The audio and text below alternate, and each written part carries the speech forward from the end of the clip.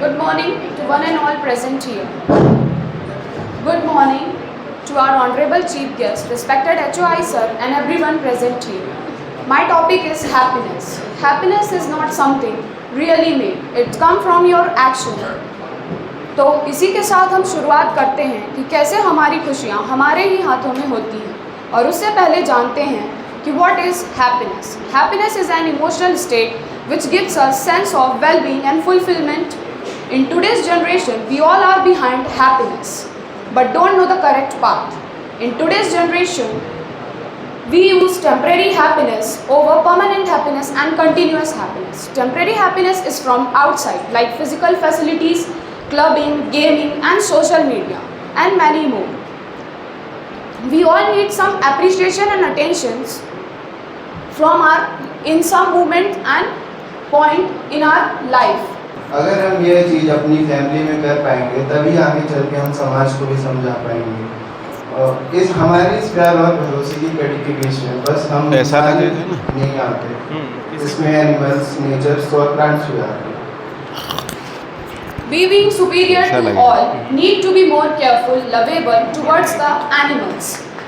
We should understand their feelings, behavior and behave accordingly. All these makes and feel happy by trusting, loving and respecting each other. This makes us feel fulfilled and satisfied. With this, I would conclude by saying happiness is real when shared. Thank you.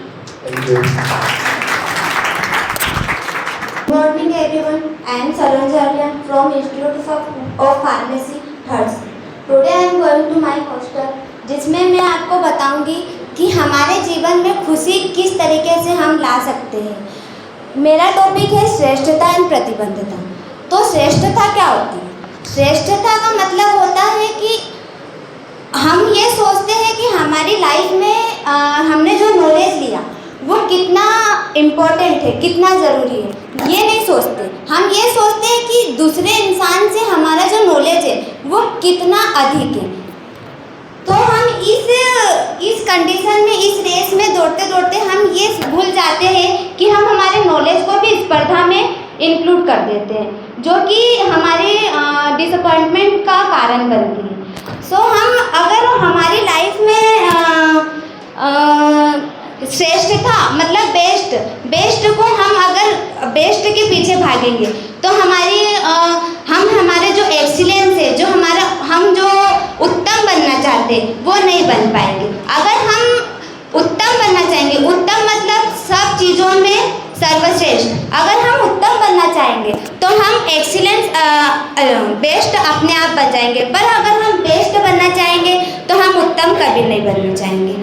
और हमारी जो प्रतिस्पर्धा होती है, प्रतिस्पर्धा में जो हमारी स्पर्धा होती है वो सबसे अच्छी स्पर्धा ये होती है कि हम अपने आप से स्पर्धा करें, हम कंपटीशन अपने आप से करें। रिकॉर्ड जो हमारा पिछला रिकॉर्ड है उससे हम अगर अपना कंपटीशन करें तो हम अलग ही हमारे कॉन्फिडेंट आता है, हमारी लाइफ में एनर्जी एक अलग ही आती है।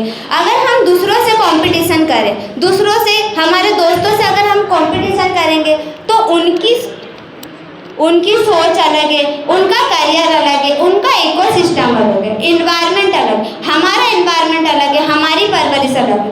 अगर हम उनके लेवल में सोचें तो हमारा जो हम जिस चीज़ में समर्थ है वो हम भूल जाते हैं और सिर्फ उनको कि हाँ मैं नीचे नहीं दिखना चाहता हूँ, मैं उनसे ऊपर होना चाहता हूँ, तो हम जिस चीज़ में समर्थ है वो नहीं कर पाते। तो हमारी लाइफ में अगर ये चेंज कर ले कि हम हमारा कंपटीशन अगर खुद से करें और हमारा जो पिछला रिकॉर्ड है उससे अच्छा अगर हम करें तो हमारी लाइफ में एक अलग ही चेंज आता है, उससे अलग ही खुशी मिलती है। हम अगर दूसरे लोगों से कंपटीशन करते तो हमें एक अलग ही स्ट्रेस, अलग ही टेंशन होती है, जिससे हमें बहुत डिसअपॉइंटमेंट होती है, बहुत दुख होता है, बहुत निराशाएं होती है। अगर हम कंपटीशन अपने जो जिस चीज़ में अपन समर्थ है अगर उसको लेकर करें तो हमारी लाइफ में हम बहुत एक एनर्जी के साथ डेवलप हो सकते हैं, इंक्रीज हो सकते हैं। So thank you so much.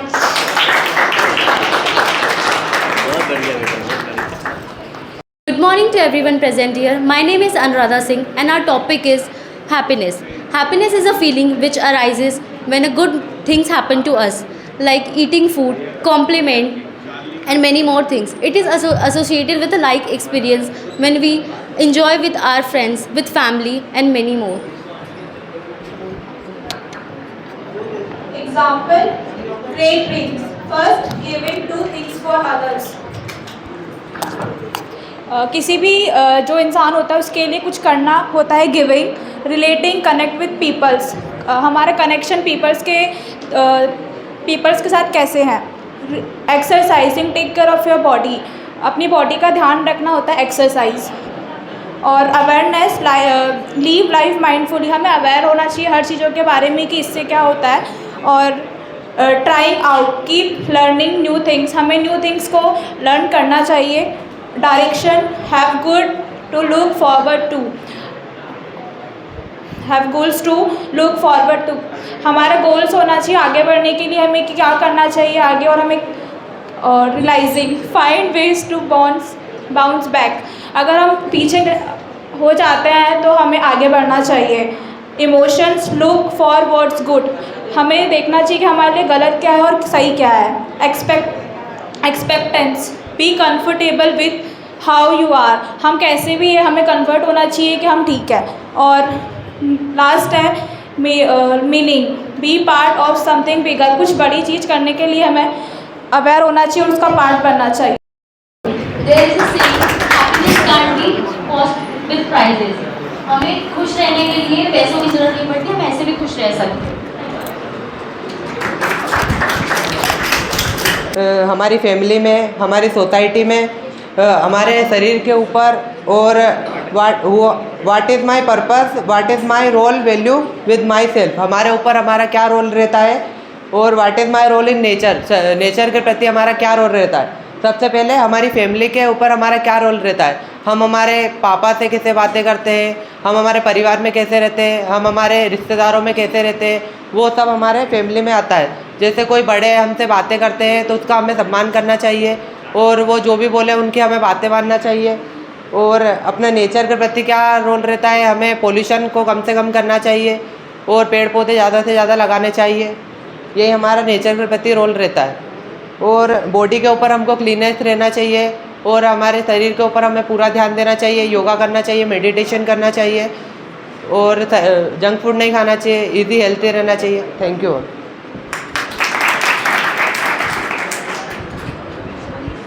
समझना है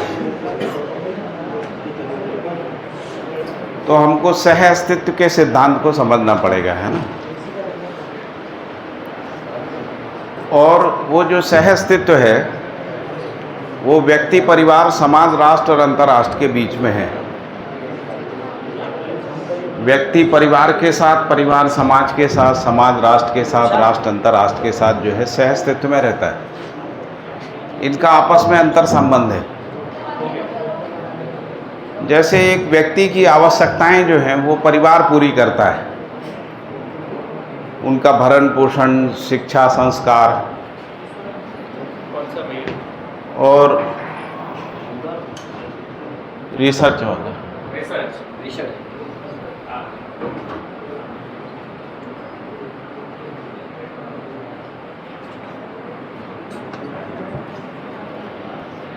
दिख रहा है. तो हमने यही बात की थी. व्यक्ति, परिवार, समाज, राष्ट्र, अंतर्राष्ट्र, ऐसा. तो व्यक्ति में क्या कार्यक्रम है. यदि हम व्यक्ति में देखें तो व्यक्ति में कार्यक्रम क्या है. तो व्यक्ति में शरीर के स्तर पर जो है वो शारीरिक स्वास्थ्य है. व्यक्ति इंडिविजुअल के लेवल पे. और शारीरिक स्वास्थ्य कैसे होता है, यदि अंग अवयवों में संतुलन होता है. यदि बॉडी के जो ऑर्गन्स हैं उनमें असंतुलन हो जाता है तो हम कहते हैं अस्वस्थ है ना. आयुर्वेद में कहते हैं कफ पित्त वात का असंतुलन हो गया तो बीमार है. सप्त धातुओं का असंतुलन हो गया तो बीमार है. और यदि जो ऑर्गन्स हैं उनमें जो आपस में अंतर संबंध होता है, यदि वो अंतर संबंध का निर्वाह नहीं होता है जैसे हार्ट है, ब्रेन है, किडनी है, लीवर है, पेंक्रियाज है, और इसके साथ सारी इंद्रियां जुड़ी हुई हैं जिसको हम लोग ज्ञानवाही तंत्र कहते हैं। यदि इनमें सामंजस्य बना रहता है तो हम स्वस्थ होते हैं, यदि इनमें सामंजस्य बिगड़ जाता है तो बीमार हो जाते हैं। उसको कहते हैं कि शरीर में डिसऑर्डर आ गया, बॉडी में डिसऑर्डर आ गया, है ना। तो एक व्यक्ति को यदि अपने शरीर को स्वस्थ रखना है तो उसको कफ पित्त वात का संतुलन, सप्त धातुओं का संतुलन, अंग अवयवों का संतुलन जो है वो बना के रखना होता है, तभी शरीर स्वस्थ होता है। शरीर का प्रकृति ऐसा है कि यदि इसको काम में ना लगाया जाए तो लोग बीमार हो जाते हैं। जैसे मान लीजिए कि आप इसको प्रयोग करके देख सकते हैं। आप 3 दिन कोई काम मत करिए, आप बीमार हो जाएंगे। इसका मतलब है कि आपको कुछ करते रहना है। आप या तो घर के काम करिए, नहीं तो एक्सरसाइज करिए। यदि आप घर के काम करते हैं तो काम भी हो जाता है और एक्सरसाइज भी हो जाती है।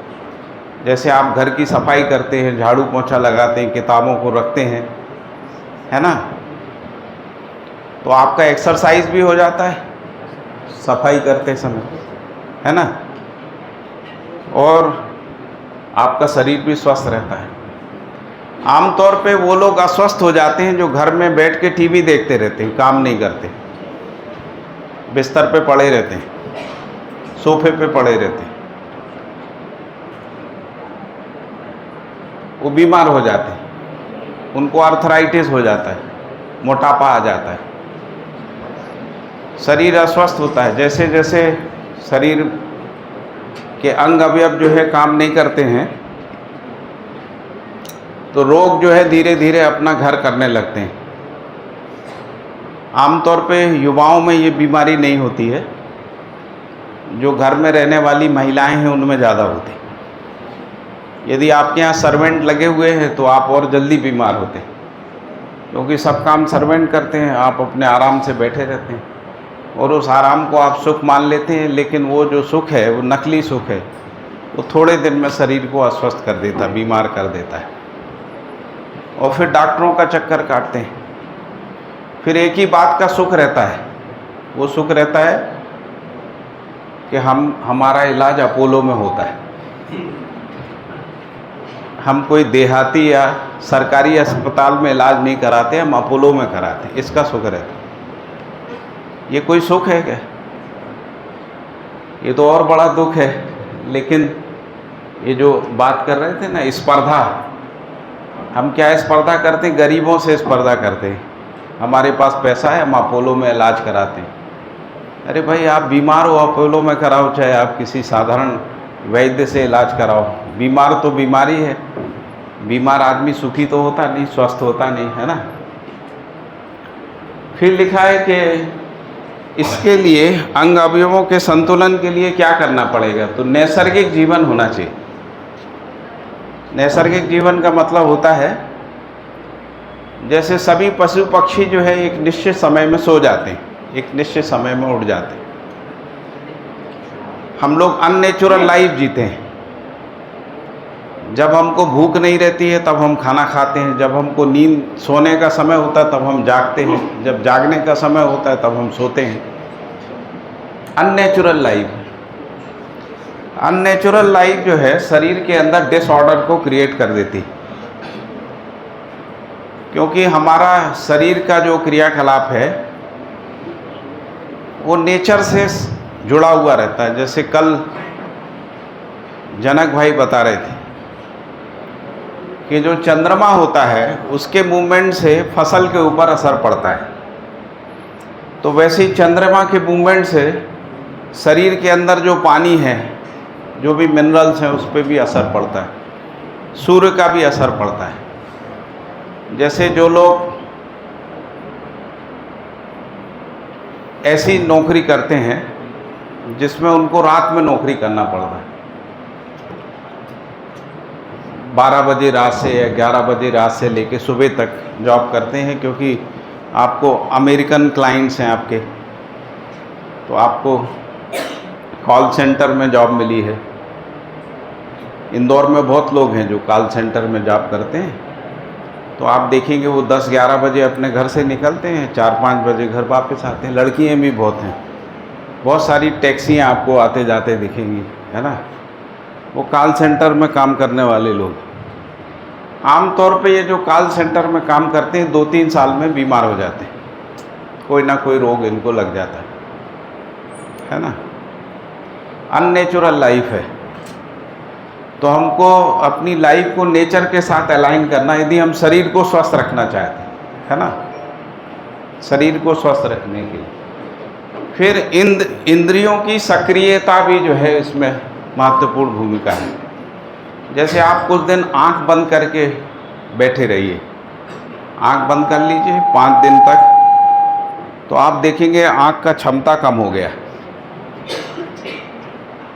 जैसे आप सुनना बंद कर दीजिए कुछ दिन, तो आपके सुनने की क्षमता में अंतर आ जाएगा। तो इंद्रियों को सक्रिय बनाए रखने के लिए भी, क्योंकि अगर इंद्रियां सक्रिय नहीं है तो हम जैसा करना चाहते हैं वैसा कर नहीं सकते, और जो भौतिकता में जो टेम्परेरी सुख है वो भी नहीं ले सकते। टेम्परेरी सुख है, यदि जैसे बुखार चढ़ता है तो हम कहते हैं कि अब खाना कड़वा लग रहा है, तो इसका मतलब है यदि शरीर ऑर्डरली रहता है तभी हमको खाने पीने का सुख है, यानी इंद्रिय सुख है। यदि शरीर अस्वस्थ है, इंद्रियां सक्रिय नहीं हैं, तो आपको उसका भी सुख नहीं है। इसके लिए फिर कुछ एक्सरसाइज हैं, प्राणायाम हैं, और उससे फिर शरीर स्वस्थ होता है। इसमें एक चीज़ की और बात होती है, वो होती है परिवार में शरीर स्वस्थ के लिए पोषण का समझ होना चाहिए। यदि मान लीजिए माता को या परिवार में जो माताएं हैं उनको पोषण का समझ नहीं है, तो वो बच्चों को ऐसी चीज़ें खिलाती हैं जिससे बच्चे मोटे हो जाते हैं या बीमार हो जाते हैं। आप लोगों को पता होगा कि अमेरिका में ओबेसिटी जो है सबसे बड़ी समस्या है बीमारी में। 2 बड़ी प्रॉब्लम्स हैं वेस्टर्न कंट्रीज़ में और ख़ासकर अमेरिका में। एक है लोनलीनेस, अकेलापन, और दूसरा है ओबेसिटी। ओबेसिटी का मूल कारण है कि पोषण का समझ नहीं। हम बच्चों को चॉकलेट खिलाते रहते हैं, वो मोटे हो जाते हैं, दांत खराब हो जाते हैं बच्चों के। आपने कई बच्चों के दांत देखे होंगे, छोटे बच्चों के गल जाते हैं। तो पोषण का समझ होना भी शरीर के स्वास्थ्य के लिए आवश्यक है। जैसे हम लोग जो है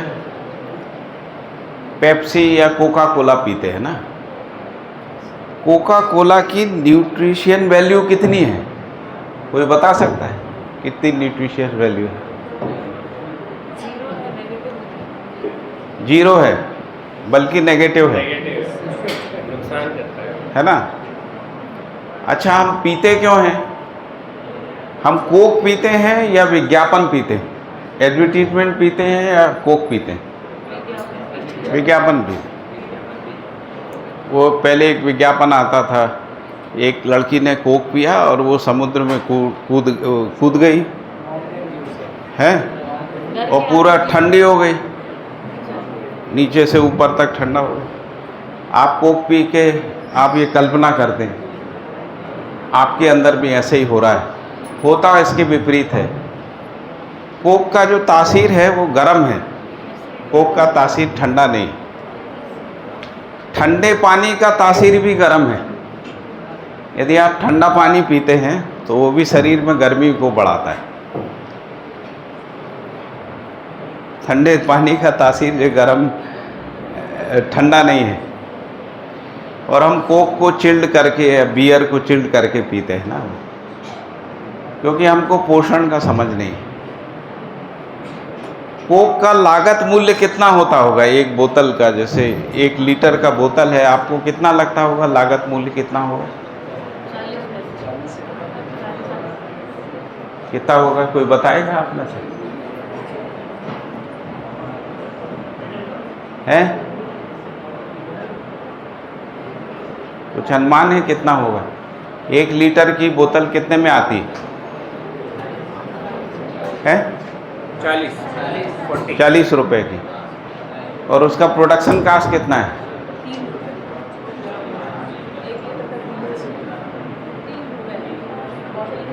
आपको पता नहीं। बोतल को माइनस करके कितना है? बोतल की कीमत जो है, उसमें जो लिक्विड होता है उससे ज़्यादा कीमत बोतल की होती। Production cost. बोतल आप फेंक देते हैं, कोक पीते हैं, कोक में पोषण नहीं है। 40 रुपए का कोक आता है, उसका प्रोडक्शन कास्ट जो है 40 पैसे है, 40 पैसे। आप 40 पैसे में का जो पेय पीते हैं वो स्वास्थ्य के लिए भी नुकसानदायक है और इसके बाद आपको ठग भी रहा है। आप बाज़ार में सब्जी लेने जाएं या बढ़िया काजू लेने जाइए, काजू, और यदि काजू का प्रोडक्शन कास्ट जो है वो करीब 300-400 रुपये होता है, 800-1000 रुपये में मिल जाता है, तो भी आपको लगता बहुत महंगा है, लेकिन कोक नहीं लगता आपको महंगा है, जबकि आप ज़्यादा ठगे जा रहे हैं। सब्जी वाले से मोल भाव करेंगे आप, वो बेचारा मेहनत करके आपके लिए सब्जी लाया है जिससे शरीर का पोषण होता है, शरीर का पोषण होता है। यदि सब्जियाँ ना मिलें तो शरीर कमज़ोर हो जाएगा, कोक नहीं मिले तो शरीर को कोई फ़र्क नहीं पड़ेगा, कोक मिले तो फ़र्क पड़ेगा। क्या फ़र्क पड़ेगा? आपके शरीर को बीमार कर देगा। यदि आप कंटिन्यूअसली 3 महीने कोक पीजिए, सुबह शाम दोपहर 3 बार, आप 3 महीने बाद डॉक्टर के पास जाना ही पड़ेगा आपको। और अगर आप हरी सब्जी खाएंगे, लेकिन हरी सब्जी खरीदते समय आप मोल भाव करते हैं, वो कहता है कि 40 रुपये किलो, आप कहते 30 में दे दीजिए। कोक वाले से नहीं करते आप, बल्कि 40 रुपये का हो तो अगर आप बड़े आदमी हैं तो आप 50 दे देंगे। तो हम ठगे जाने को अपना एंजॉय मान रहे हैं। हमारे साथ कोई चीटिंग करता है, इसको हम मान रहे हैं कि हमारा ये खुशी सुख है। ये कैसे सुख हो सकता है? ठगे जाना कोई सुख है क्या? जिससे हम बीमार होते हैं उसको हम सुख का सोर्स मानते हैं, इससे हम सुखी होते हैं। तो इसलिए पोषण का समझ भी शरीर को स्वस्थ रखने के लिए आवश्यक है। यदि पोषण का समझ माताओं को नहीं होता है, उसके परिवार में बच्चे बीमार रहते हैं। मैं सरदार शहर में था, वहाँ लोग लाल मिर्च बहुत खाते हैं, लाल मिर्च। सब माताएं लाल मिर्च की खाना बनाती। आप सरदार शहर में किसी भी अस्पताल में चले जाइए, सबसे ज़्यादा पेशेंट यदि कहीं मिलते हैं वो पाइल्स के मिलते हैं। पाइल्स जानते हैं ना? और उसमें भी ब्लड आने वाला पाइल्स, जिसको खूनी बवासीर कहते हैं, उसका मूल कारण लाल मिर्ची खाना है। क्योंकि आप लाल मिर्च खाते हैं, लाल मिर्च जाके पेट में गर्मी को बढ़ाती है, गर्मी बढ़ाती है तो कब्ज होता है, कब्ज होता है तो पाइल्स होता है। कब्ज होता है तो आप मल निकालने के लिए प्रेशर लगाते हैं, प्रेशर लगाते हैं तो पाइल्स हो जाते हैं, और ज़्यादा ताकत लगाते हैं तो ब्लड आने लगता है। और यदि आप केयरलेस हो जाते हैं तो उसमें बहुत सारी ब्लड की गठानें बन जाती। इतना खतरनाक बीमारी होती है कि आदमी बता भी नहीं पाता, शर्म करता है उसको पाइल्स हो गया। लेकिन लाल मिर्च खाना नहीं छोड़ते, लाल मिर्च खाना नहीं। तो पोषण का समझ भी जरूरी है। यदि आपको पोषण का समझ नहीं है तो आप शरीर को स्वस्थ नहीं रख सकते, ना अपना, ना अपने बच्चों का, ना अपने भाई बहनों का, ना अपने मित्र का। बल्कि आप अपने मित्र को भी वही चीज़ खिलाते हैं जिससे वो बीमार होता है। मतलब आप जिसको प्रेम करते हैं उसका भी नुकसान करते हैं, फाइनेंशियल भी उसका नुकसान करते हैं, उसका हेल्थ के साथ भी खिलवाड़ करते हैं। सही है गलत है? अगर सही है तो हाथ ऊपर उठाइए। हम जो कह रहे हैं वो सही लगता है? सही लगता है? सही, ठीक। तो मैंने ये कहा कि इसको थोड़ा छोटा कर दिया। हाँ ठीक है, दिख रहा है। हाँ। तो एक हुआ, इसको कह रहे हैं कि शरीर के स्तर पे हमको अपने बॉडी के लेवल पे हमको क्या समझना है, ठीक है। दूसरा है कि इस शरीर को मैं चलाता हूँ। इस शरीर को चलाने वाला कौन है? मैं हूँ। मैं निर्देश करता हूँ हाथ ऊपर करो तो हाथ ऊपर होता है। जैसे मैंने कहा आप हाथ ऊपर करिए, आपने भी अपने से कहा हाथ ऊपर करिए, तब हाथ ऊपर हुआ। यदि आपने नहीं कहा तो कई लोगों का हाथ ऊपर नहीं उठा। यानी मेरे निर्देश पे मेरी बॉडी काम करती है ना। मुझे चलना है, निर्देश देता हूँ तो मैं चलता हूँ। मैं निर्देश देता हूँ खड़े हो जाओ तो खड़ा हो जाता हूँ। मैं अपने निर्देश देता हूँ मुझे बोलना है तो बोलता हूँ। जब मैं कहता हूँ कि अभी चुप रहना है, सुनना है, तो चुप रहता हूँ। तो मेरे निर्देश से मेरा शरीर चलता है, मेरा शरीर। और यदि मेरे निर्देश को शरीर ठीक से अप्लाई करता है तो हम कहते हैं कि शरीर स्वस्थ है। यदि मेरे निर्देश को नहीं मानता, जैसे पैरालिसिस हो जाता किसी को, वो हाथ उठाओ तो नहीं उठा पाता, हाथ उठता नहीं, तो हम कहते हैं बीमार है। जैसे आर्थराइटिस वाला चलना चाहता है, चल नहीं पाता है, क्योंकि घुटने में दर्द होता है, यानी बीमार है। यानी मेरा निर्देश यानी जीवन का निर्देश शरीर अब एक्सेप्ट नहीं कर रहा है, क्योंकि शरीर रोगग्रस्त हो गया है ना। ये बात समझ में आती? तो अब अपने स्तर पे क्या करना है? मानसिक स्वास्थ्य क्या है? जैसे आपस में घृणा है, द्वेष है, ईर्ष्या है, छल है, कपट है, दम्भ है, पाखंड है, तो हम मानसिक रूप से अस्वस्थ हैं कि स्वस्थ हैं। जैसे हमको गुस्सा आता है, हम मानसिक रूप से स्वस्थ हैं या अस्वस्थ हैं? हम स्वस्थ रहना चाहते हैं या अस्वस्थ रहना चाहते हैं? स्वस्थ रहना चाहते हैं। इसका मतलब क्रोध क्या हुआ? हमारी अक्षमता, अपनी अक्षमता का प्रदर्शन क्रोध है। जो सक्षम लोग होते हैं वो क्रोध नहीं करते, एक्शन करते हैं, है ना। जैसे कोई चिड़चिड़ाता है, क्यों चिड़चिड़ाता है? वो जो बोलना चाहता बोल नहीं पा रहा है, जो करना चाहता वो कर नहीं पा रहा है, जो समझना चाहता है। जैसे आप गणित नहीं समझ पा रहे हैं, आपको इरिटेशन आता है, आप समझ नहीं पा रहे हैं, आपकी अक्षमता है, तो आपको इरिटेशन आता है। ये सही है गलत है? सही है गलत है? तो क्रोध का मतलब है अक्षमता का प्रदर्शन। हम क्रोध के साथ जीना चाहते हैं या क्रोध के बिना जीना चाहते हैं? क्रोध के बिना। इस पे विचार करना चाहिए हम लोग आपस में। हम लोग क्या विचार करते हैं? कैसे किसी को गुस्सा दिलाया जाए, कैसे किसी को इरिटेट किया जाए। होना क्या चाहिए? कैसे किसी की क्षमता का विकास हो कि उसको गुस्सा ना आए, इरिटेट ना हो, वो प्रेम से जी सके, अच्छे से जी सके। होना यही चाहिए ना, कि नहीं होना चाहिए? होना चाहिए। फिर लिखा है कि यदि हम अन्याय करते हैं तो हम स्वस्थ हैं या अस्वस्थ हैं। जैसे कोई आदमी अपराध करता है, शोषण करता है, लूटता है, ठगता है किसी को, किसी के प्रति घृणा फैलाता है, द्वेष फैलाता है, उसको हम स्वस्थ कहेंगे या अस्वस्थ कहेंगे? मानसिक रूप से अस्वस्थ है वो, मानसिक रूप से। ज़्यादा करता है तो उसको फिर इलाज करना पड़ता है, उसको पागल खाने भेजना पड़ता है। और अभी आपको पता होगा कि दुनिया में जो तीसरी बड़ी बीमारी फैल रही है वो पागलपन है। तीसरी बड़ी बीमारी। आप जो है मेंटल हॉस्पिटल है दिल्ली में, आप चले जाइए, आपको लगेगा कि हम कहाँ आ गए।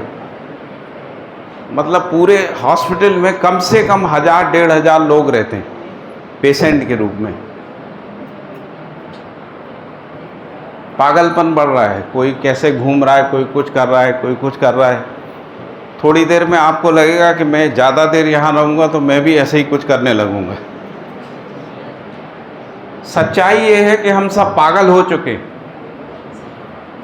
सच्चाई ये है हम सब पागल हैं अंदर से, केवल मुंह से बोल नहीं रहे। जो आपके अंदर चलता है यदि आप बोल दें एक दूसरे से, तो आपका जो सम्मान है वो रहेगा। आपके अंदर जो चलता है अपने दोस्त के लिए, माता पिता, भाई बहन के लिए, गुरुओं के लिए, है ना, यदि उनको पता लग जाए, धोखे से मुंह से निकल जाए, तो आपका जो आज अभी स्टेटस है वो रहेगा। धोखे से निकल जाए, नहीं रहेगा। इसका मतलब हम मानसिक रूप से अस्वस्थ हो चुके हैं। केवल शरीर रोक रहा है कि आपसे निकल नहीं जाए, मुंह से निकल नहीं जाए। तो जब हम जैसा बोलना चाहते हैं, जैसा सोचना चाहते हैं, वैसा हम सोच नहीं पाते हैं, बोल नहीं पाते हैं, उसी का नाम है स्ट्रेस, जिसको हम स्ट्रेस कहते हैं। तो हमारे अंदर स्ट्रेस बढ़ता है, और जब स्ट्रेस बढ़ता है तो हम क्या करते हैं? नशा करते हैं, सिगरेट पीते हैं, ड्रिंक करते हैं। जब उससे नहीं होता है तो अफीम चरस लेते हैं, मेंड्रेक्स खाते हैं। एक आयोडेक्स नाम की एक दवाई होती है, सूजन में लगाते हैं, स्वेलिंग में। आयोडेक्स को ब्रेड में लगा के खाते हैं, उससे नशा आता है। पता आपको? ये जो आयुर्वेद में कफ सिरप होते हैं, कफ सिरप, तो कफ सिरप में जो है अल्कोहल रहता है 9-10% तक। तो मैं एक दुकान में जाता था, वो कफ सिरप मंगा के पूरा कफ सिरप एक बोतल एक बार में पी जाते। तो मैंने कहा यार ये क्या करते हो आप? कह रहे भैया ये नशे के लिए, जो डायरेक्ट दारू होता है उससे थोड़ा सेफ है। नशा क्यों करते हो? स्ट्रेस रहता है, स्ट्रेस आ जाता है। स्ट्रेस दोनों प्रकार का होता है, मेंटल स्ट्रेस भी होता है, फिजिकल भी स्ट्रेस होता है। जैसे लेबर जो है ना वो ड्रिंक करती है, ज़्यादातर लेबर जो है नशा करते। क्यों करते हैं? उनका शरीर का जितना क्षमता है उससे ज़्यादा काम करते हैं, तो फटीग पैदा होता है। उस फटीग को भुलाने के लिए नशा करते हैं। हमको स्ट्रेस के साथ जीना है या स्ट्रेस फ्री होके जीना है, ये हमको तय करना है। हमारा समाज कैसा हो, हम लेबर से काम कराएं तो कितना कराएं कि उसके शरीर में फटीग ना हो, नशा ना करना पड़े। जैसे ड्राइवर लोग नशा करते हैं आम तौर पे, क्यों करते हैं? क्योंकि वो लंबे समय तक दूर तक जाते हैं, है ना, तो उनका मानसिक रूप से और शारीरिक रूप से उनमें तनाव पैदा होता है। उस तनाव को भुलाने के लिए जो है वो नशा करते हैं। तो हमको ऐसे सिस्टम डेवलप करना पड़ेंगे कि ड्राइवर जो है कंफर्टेबली गाड़ी चला सके, उनको आराम मिले, तो नशा अपने आप कम हो जाएगा। हम लोग करते क्या हैं? ड्राइवर की कुर्सी सबसे रद्दी बनाते हैं। आप किसी बस में जाके, अभी थोड़ा सा इम्प्रूवमेंट हुआ है, लेकिन पहले सबसे रद्दी कुर्सी ड्राइवर का होती थी। तो हम अमानवीय व्यवहार कर रहे हैं उनके साथ, अपने साथ भी कर रहे हैं, दूसरों के साथ भी कर रहे हैं। दूसरों में भी स्ट्रेस पैदा कर रहे हैं, अपने में भी स्ट्रेस पैदा कर रहे हैं, शरीर के स्तर पे भी तनाव पैदा कर रहे हैं, और अपने मन के स्तर पे भी तनाव पैदा कर रहे हैं, है ना। और इस सब के मूल में क्या है? ना समझी नाम की चीज़ है। हमको समझ नहीं है शरीर के साथ कैसे जीना है और अपने साथ कैसे जीना है। यदि हम अपने साथ कैसे जीना है, मेरा विचार कैसा हो, मेरा व्यवहार कैसा हो, यदि ये समझ नहीं है तो हमारे अंदर जो है तनाव पैदा होता है। जैसे आपके साथ कोई आपका इंसल्ट करे, आपको अच्छा लगेगा, ख़राब लगेगा? अगर आप कोई इंसल्ट करता है, आप इंसल्ट नहीं कर पाए, तो आपके अंदर स्ट्रेस आ जाएगा। तो यदि कोई इंसल्ट करता है और कोई इंसल्ट निकाल रहा है, अपना भड़ास निकाल रहा है ना, और आपने भड़ास नहीं निकाली, तो आपके अंदर स्ट्रेस हो जाएगा, क्योंकि उसने अपनी भड़ास निकाली। और फिर इसका एक चेन है। जैसे मान लीजिए पति पत्नी में होता है, पत्नी ने पति को डांट दिया या पति ने पत्नी को डांट दिया। अब वो स्ट्रेस वाला आदमी ऑफिस में आ गया, तो वो बाबू पे निकालेगा, बाबू चपरासी पे निकालेगा, चपरासी जो है साहब को गाली बकेगा और कहेगा मैं बताता हूँ आपको, है ना, आप मेरा इंसल्ट करते हो, बताता हूँ। फिर वो चोरी करेगा, आपकी गाड़ी पंचर कर देगा, हवा निकाल दे। मैंने देखा है सब, हम बहुत सारे इंस्टीट्यूशन में काम करते।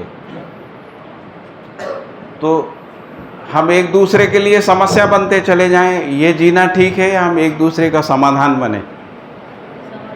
हम एक दूसरे के साथ सहयोग पूर्वक, सहकारिता के साथ, सहभागिता के साथ, पूरकता के साथ, प्रेम के साथ, स्नेह के साथ जिए। कौन सा विधि ठीक है? हम दूसरों के दुख का स्रोत बने या दूसरों के सुख का स्रोत बने? तो हमको न्याय से जीना सीखना होगा। न्याय का मतलब होता है संबंधों में विश्वास के साथ जीना, सम्मान के साथ जीना, प्रेम के साथ जीना, इसको न्याय कहते हैं। अविश्वास को, जैसे कल वो बता रहे थे, कहाँ गए वो भैया, उनके साथ धोखा हुआ, उनका पीड़ा बनी रही, अभी तक बनी हुई है, पूरी पैसा मिला नहीं ना, अभी तक पीड़ा बना हुआ। तो अविश्वास क्या करता है? पीड़ित करता है। असम्मान पीड़ा देता है ना, घृणा पीड़ा देती है। आपको पता लगे ये हमसे नफरत करता है, आपके अंदर पीड़ा होगी। जो नफरत करता है उसमें भी पीड़ा ही होती है। जैसे मुझे किसी को मारना पड़े तो मैं पहले डिस्टर्ब हूँ तभी तो मारूंगा, नहीं तो मैं नहीं मार सकता हूँ। यदि मैं शांति में हूँ तो मैं किसी पे हाथ उठा नहीं सकता। जब मेरे अंदर अनरेस्ट पैदा होता है, विरोध पैदा होता है ना, तनाव पैदा होता है, तभी मेरा हाथ उठता मारने के लिए, नहीं तो उठ नहीं सकता। क्योंकि शरीर जो है वो ऑर्डरली जीने का अभ्यस्त है। जीवन जो है वो व्यवस्था में जीने का, जिसको हम कहते हैं मैं जो हूँ, मैं ऑर्डरली जीना चाहता हूँ, डिसऑर्डरली नहीं जीना चाहता हूँ, है ना। क्योंकि ऑर्डरली जीने में सुख है, डिसऑर्डरली जीने में दुख है। हम जितना दुख समाज में फैलाते हैं वो लौट के हमारे पास ही आता है। जैसे आपके कारण यदि आपका परिवार परेशान होता है, घूम फिर के वो आपके पास ही आता है। आपके परिवार से यदि समाज में परेशानी होती है तो समाज से फिर दुख परिवार में आता है, परिवार से व्यक्ति में आता है। यदि किसी देश में समस्याएं होती हैं, दुख होता है, नासमझी होती है, अज्ञान होता है, अन्याय होता है, शोषण अपराध होता है, वो सब लौट के समाज में आता है, समाज से परिवार में आता है, परिवार से व्यक्ति में आता है। इस सूत्र को समझना पड़ेगा आपको। यदि इसके बिना मानव जाति जो है सुखपूर्वक नहीं जी सकती। ठीक है, तो मैंने ये कहा कि अपने स्तर पे ये काम है। अल्टीमेटली हम जब निर्द्वंद हो जाते हैं, यानी अब अज्ञान नहीं है, भ्रम नहीं है, दुविधा नहीं है, संदेह नहीं है, असंदिग्धता आ गई है, डाउटलेसनेस आ गया है, हम स्वस्थ हैं। हम अज्ञानी हैं, मूर्ख हैं, भ्रमित हैं, भ्रांतियों से भरे हुए हैं, तो हम अपने में सुखी नहीं हो सकते, हम दुखी ही रहेंगे। यदि हमारा परिवार ऐसा है तो परिवार भी सुखी नहीं हो सकता, समाज ऐसा है तो समाज भी नहीं हो सकता। कोई देश में यदि ऐसा भ्रम फैला है, अज्ञान है, वो देश भी सुखी नहीं होता है। हमारे देश की तुलना में आप दूसरे देशों को देख सकते हैं जहाँ पर कितना ज़्यादा तनाव है। अफ़गानिस्तान में, पाकिस्तान में, बांग्लादेश में, श्रीलंका में अभी अभी जो हम देख रहे हैं। हमारे यहाँ भी ऐसा नहीं है कि हम मुक्त हो गए, क्योंकि हमारे यहाँ भी कुछ अज्ञान है, इसको हमको समझने की ज़रूरत है। अब आता है कि हम परिवार के स्तर पे कैसा जिए। तो मैंने कहा कि परिवार में दो कार्यक्रम होते। एक होता है परिवार में, क्योंकि परिवार के सदस्य हैं, उनके पास शरीर है अपना अपना, तो शरीर को कपड़ा चाहिए, आवास चाहिए और आहार चाहिए, तीन चीज़ें चाहिए। ये शरीर की आवश्यकताएं हैं, मतलब इसके बिना शरीर नहीं हो सकता। शरीर नहीं होगा तो हम भी नहीं रहेंगे, क्योंकि हम शरीर के माध्यम से ही व्यक्त होते हैं। तो इसीलिए शरीर के आहार, आवास, अलंकार की पूर्ति के लिए हर परिवार को अर्थोपार्जन करना होगा।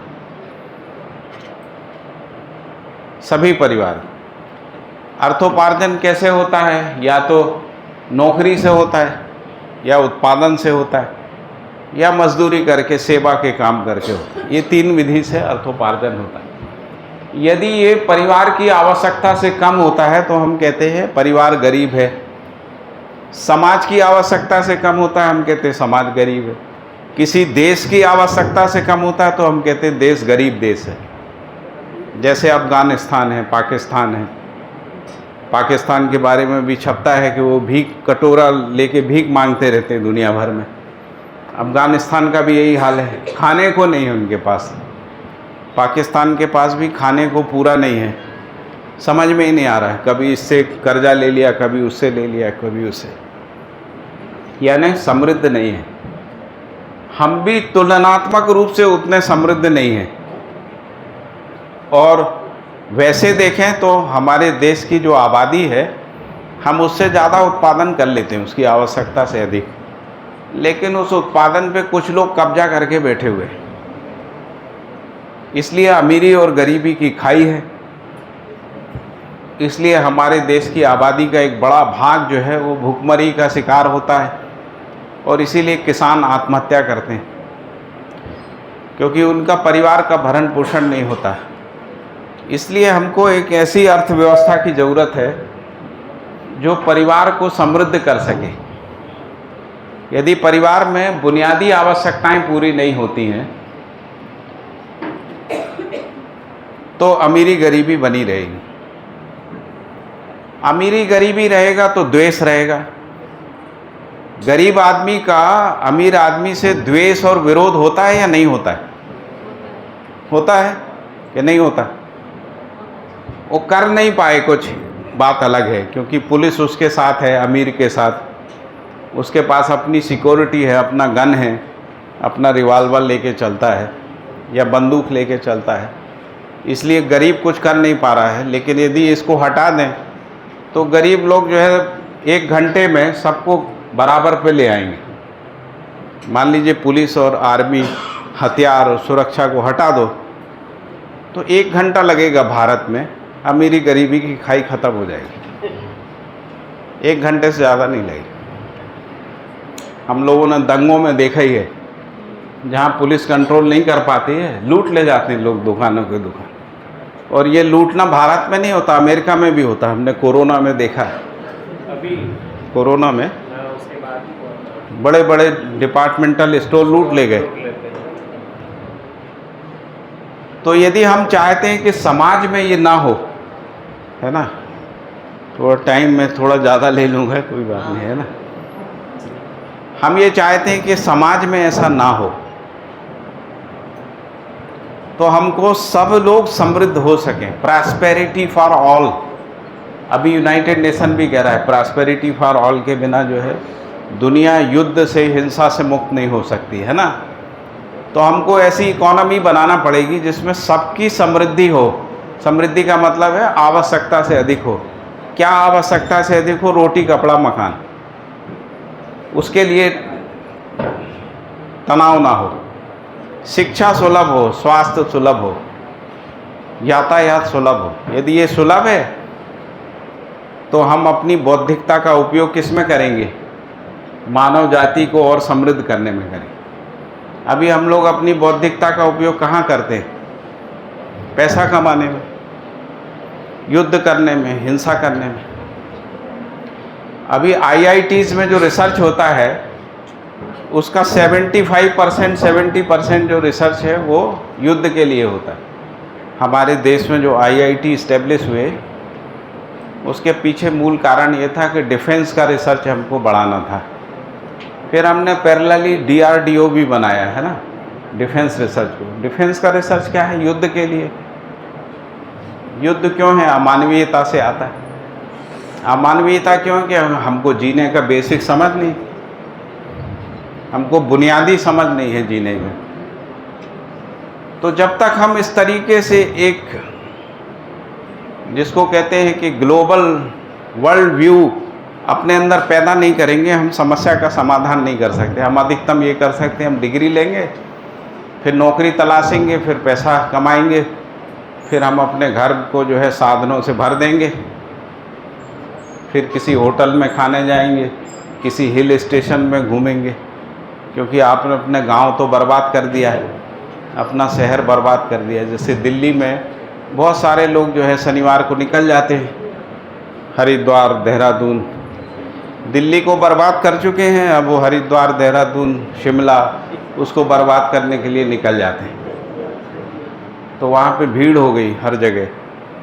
देहरादून में गर्मी पड़ने लगी, तो देहरादून गर्म नहीं था, ठंडा था, क्योंकि आपके पास जो है वही तो फैलाओगे आप।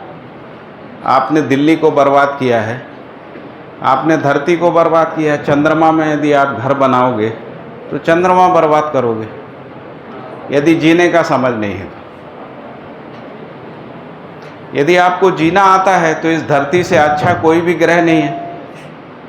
सोलर सिस्टम में इस धरती से अच्छा कोई ग्रह है जहाँ सब कुछ है, हवा है, पानी है, जंगल है ना, संसाधन है, शिक्षा है, शिक्षा संस्थाएं हैं, एक स्वर्ग है ये।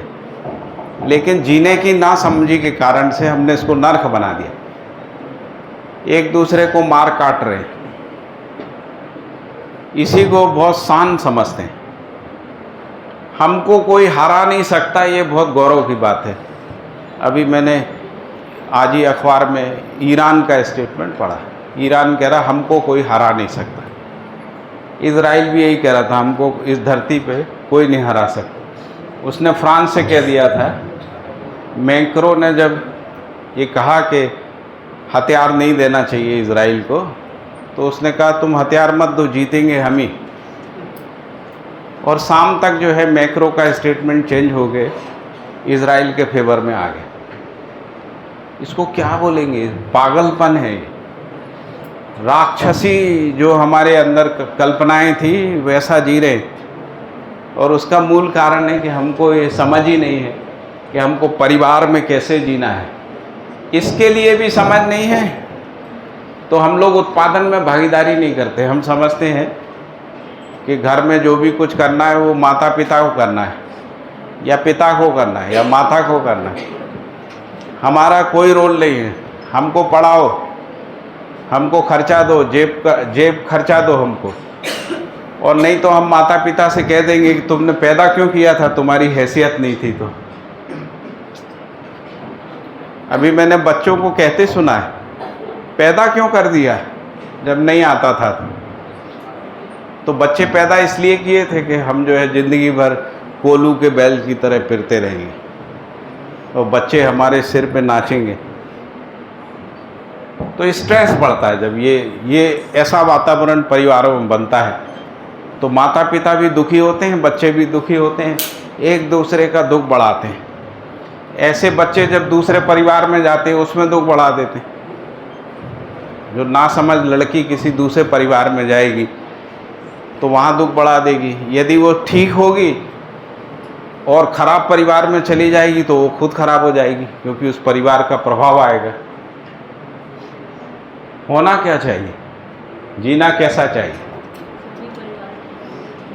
तो मैंने कहा शरीर के स्तर पे जीना है तो अर्थोपार्जन जरूरी है। ये वैराग्य से काम नहीं चलेगा। वो जो मिश्रा जी बोल रहे थे, स्वांतः सुखाय, आनंद की बात कर रहे, उस आनंद से काम नहीं चलेगा। आपको यदि इस धरती पे रहना है तो समाधि संयम विधि से नहीं होगा, अर्थोपार्जन करना पड़ेगा। उसके लिए उत्पादन व्यवस्था में भागीदारी करना पड़ेगी, उससे उत्पादन क्षमता में वृद्धि होगी। उत्पादन क्षमता में वृद्धि होने से पोषण, संरक्षण और सदुपयोग हो पाएगा। यदि आप किसी का कुछ मदद करना चाहते हैं, आपके पास है ही नहीं तो कैसे करोगे। तो पहले समृद्धि होना चाहिए, तब आप कुछ सदुपयोग कर सकें। तो ये शरीर के साथ कार्यक्रम है। हम लोग अभी इसी पे काम करते रहते हैं कि जब हम व्यक्ति के रूप में जब हम पैसा कमाने लगेंगे तो हम इसी पे काम करेंगे। ये भी हम काम नहीं कर पाते क्योंकि हम भागीदारी नहीं करते। भागीदारी नहीं करते समझते हैं, नॉन प्रोडक्टिव क्लास ज़्यादा हो गया प्रोडक्टिव क्लास की तुलना में। पहले हम कहते थे ये देश किसानों का देश है, 70% लोग जो है कृषि से जुड़े हुए हैं। आज स्थिति क्या है, 40% भी नहीं है कृषि से जुड़े हुए। और जो नॉन प्रोडक्टिव था, जैसे दिल्ली, मुंबई, चेन्नई, ये नॉन प्रोडक्टिव जगह है जहाँ उत्पादन नहीं होता, आबादी ज़्यादा होती है। जैसे दिल्ली में करीब 4 करोड़ लोग रहते हैं। 4 करोड़ लोग में से उत्पादन में मुश्किल से 1-2 लाख लोग होंगे। बाकी 4 करोड़ लोगों का पेट भरने की जवाबदारी जो है वो पश्चिमी उत्तर प्रदेश, हरियाणा, पंजाब आदि जगह की, वहाँ के किसानों की है। यदि वो किसान एक हफ्ते दिल्ली में सामान भेजना बंद कर दें, दिल्ली के लोग भूखे मर जाएंगे, तोड़ फोड़ कर देंगे, आग लगा देंगे, भाग जाएंगे दिल्ली छोड़ के। दिल्ली जितने इलाके में है उसका जो पानी है, उसको जितना पानी चाहिए वो दिल्ली में होता नहीं। उसके लिए उसको हरियाणा से, पंजाब से, भाखड़ा से सबसे पानी लाना पड़ता, दूसरे वो जो दूसरी जगह पानी था वो वहाँ कृषि के लिए था, उत्पादन के लिए था। वो नॉन प्रोडक्टिव लोगों का प्यास बुझाने के लिए हो गया। और इसीलिए लोग महानगरों के खिलाफ किसान हो जाता है कि हमारे रिसोर्सेज, हमारा श्रम, हम अन्नदाता और हमारा ही शोषण, तो किसान रिटेलिएट करता है। किसान रिटेलिएट करता, पूरी दिल्ली जो है अस्त व्यस्त हो जाती है। हमने देखा है। तो हमको कैसा जीना है? नॉन प्रोडक्टिव होके जीना है या उत्पादन में भागीदारी करके जीना है? यदि हर परिवार उत्पादन में भागीदारी करता है तब परिवार में समृद्धि आएगी। दूसरा है ये जो जिसको हम कहते हैं संबंधों में जीना। संबंधों में शरीर जीता है या मैं जीता हूँ? संबंधों में कौन जीता है? शरीर के साथ जीना होता है संबंधों में या मैं के साथ होता? मैं के साथ होता। शरीर तो केवल साधन है, शरीर माध्यम है। जैसे मेरी माँ और मेरा संबंध, मेरे पिता और मेरा संबंध, मेरे भाई बहन और मेरा संबंध है ना, तो संबंध निर्वाह मैं की स्वीकृति होती है। मैं के साथ संबंध के रूप में स्वीकार करता है, उस रूप में हम संबंध को पहचानते। ठीक है ना? ठीक है। तो परिवार में क्या होता है? संबंधों में न्याय होना जरूरी है। यदि संबंधों में अन्याय होता है तो परिवार में दुख होता है। जैसे परिवार में यदि आपस में सम्मान नहीं है, एक दूसरे के साथ विश्वास नहीं है, एक दूसरे के प्रति द्वेष है, एक दूसरे का सहयोग करने का प्रवृत्ति नहीं है, वो परिवार सुखी होगा दुखी होगा? सुखी होगा दुखी होगा? अगर परिवार दुखी होगा तो हम सुखी होंगे दुखी होंगे? तो कल जो है सुनील सर पढ़ा रहे थे कि आप क्या चाहते हैं, हम सुख चाहते हैं या दुख चाहते हैं? तो हम सुख चाहते हैं तो हम जी कैसे रहे हैं? सुख के लिए जी रहे हैं या दुख बढ़ाने के लिए जी रहे हैं? ये अपने में जांचना है, अपने में जांच के देखना है। ये उपदेश से नहीं आएगा। मैं कहूँगा कि परिवार में नहीं लड़ना, इससे कुछ नहीं होगा। मैं आपसे कह दूँ कि अभी यहाँ से जाके परिवार में सहयोग करना, इससे नहीं होगा। जब तक आपको अंदर से नहीं लगेगा कि सहयोग करके सुखी होते हैं, सम्मान करके सुखी होते हैं, हम किसी के प्रति कृतज्ञता व्यक्त करके सुखी होते हैं, जब तक ये आपको नहीं लगेगा तो कृतज्ञता में सुख होता है समझ में नहीं आएगा, गौरव में सुख होता है समझ में नहीं आएगा, विश्वास में सुख होता है समझ में नहीं आएगा। इसी को कहते हैं मूल्यों के साथ जीना, संबंधों में जीना। ये परिवार में ही होता है, ये परिवार में होता है। इसमें परस्पर पूरकता होती, परस्पर विश्वास होता है। जैसे पति पत्नी में अविश्वास हो जाए तो डाइवोर्स हो जाता है। डाइवोर्स होने के बाद 6 मुकदमे लगते हैं, पत्नी की तरफ से पति की तरफ 6 मुकदमे। हमने अभी एक लॉ कॉलेज में एक कॉन्फ्रेंस करी फैमिली डिस्प्यूट्स के ऊपर, तो जो जज साहब आए थे, हमने उनसे कहा कि 4 मुकदमे या 3 मुकदमे लगते हैं। उन्होंने कहा नहीं 6 लगते हैं। उन्होंने गिन के बताया ये मुकदमे लगते। और आपको आश्चर्य होगा कि हिंदुस्तान की अदालतों में 5 करोड़ मुकदमे लंबित हैं। कितने हैं? 5 करोड़। 5 करोड़ में से लगभग 3 करोड़ मुकदमे जो है सिविल के हैं। सिविल का मतलब समझते हैं? एक होते हैं क्रिमिनल केस, एक होते हैं सिविल केस। एक को कहते हैं दीवानी, एक को कहते हैं फौजदारी। क्रिमिनल केस का मतलब होता है हत्या करना, चोरी करना, लूटना। और जो परिवार में संबंध टूटना, प्रॉपर्टी का जो डिस्प्यूट होना, उसको सिविल के केस कहते हैं, है ना। सिविल के केस कितने हैं? 3 करोड़। 3 करोड़ केस हैं। 3 करोड़ केस का मतलब है 3 करोड़ परिवार अपने घर या प्रॉपर्टी के झगड़े के लिए कोर्ट में खड़े। कितने? 3 करोड़। एक परिवार में कितने सदस्य मान लें अपन? 5 मान लें तो 15 करोड़, 10 मान लीजिए तो 30 करोड़। 30 करोड़ लोग केवल अपने फैमिली डिस्प्यूट के कारण कोर्ट में लड़ाई झगड़ा कर रहे हैं। और जब ये झगड़े बढ़ जाते हैं तो सिर फोड़ देते हैं। जैसे प्रॉपर्टी का झगड़ा बढ़ गया तो हम जाके सिर फोड़ देते, डंडा मारते, पत्थर फेंकते, है ना, चाकू मार देते, बम फेंक देते। तो जो क्रिमिनल केसेस हैं उनके मूल में भी फैमिली डिस्प्यूट ही हैं, या पड़ोसी के साथ डिस्प्यूट है, या ज़मीन के बाजू वाली ज़मीन वाला जो है उसके साथ कोई झगड़ा हो गया। हमारे अदालतों की अभी जितनी क्षमता है उस क्षमता का पूरा उपयोग करके भी हम ये 5 करोड़ मुकदमे 100 साल में नहीं ख़त्म कर सकते। 100 साल में ऐसे कई मुकदमे हैं कोर्ट में जिनका संख्या 50% से ऊपर है, जो 10 साल से ज़्यादा से चल रहे हैं। 10 साल से ज़्यादा से 50% मतलब करीब 2.5 करोड़ मुकदमे ऐसे जो 10 साल से कोर्ट में चल रहे हैं। केवल किस कारण से? हमको परिवार में जीना नहीं आ रहा, संबंधों में जीना नहीं आ रहा, इसके कारण। तो समस्या छोटी सी नहीं है। आप लोगों को शायद आश्चर्य होगा, थोड़ा गूगल सर्च करिए। जो बेंगलोर है वो आईटी प्रोफेशनल्स में डाइवोर्स में सबसे ऊपर है। पति भी कमा रहा, पत्नी भी कमा रही, बड़े घर में रह रहे हैं, सब सुख सुविधाएं हैं, लेकिन डाइवोर्स बढ़ गया। कहाँ बढ़ गया? IT professionals. इससे पता लगता है सुविधा से जीना नहीं आता। पैसे कमाने से आप ठीक से जी लेंगे वो ज़रूरी नहीं है। मैं ये नहीं कह रहा सब ऐसे ही होते हैं, कुछ अच्छे लोग भी होते हैं जो दोनों मेहनत करके अपने परिवार की मदद करते हैं, दूसरों की भी मदद करते हैं, सहयोग करते हैं। उनके साथ बहुत सारे लोगों का विश्वास भी होता है, वो सामाजिकता में अपनी भूमिका का निर्वाह करते हैं। ऐसे भी लोग होते हैं ना। तो कैसे लोग अच्छे हैं? जो अपने संबंध को तोड़ देते हैं वो अच्छे हैं, जो संबंध को निर्वाह करते हैं, उसके लिए मेहनत करते हैं। क्योंकि जब संबंध टूटता है तब बहुत पीड़ा होती है।